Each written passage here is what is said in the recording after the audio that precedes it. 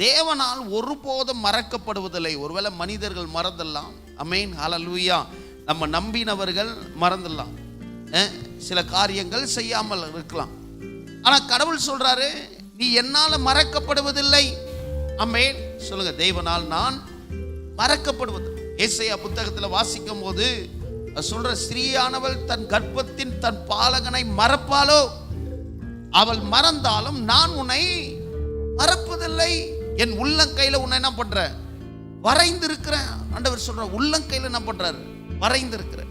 அப்ப தேவன் ஒருபோதும் நம்மை மறக்காதவரா இருக்கிறார்.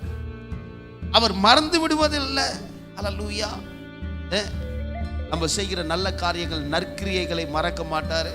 நீங்க செய்கிற ஜபத்தை மறக்க மாட்டாரு.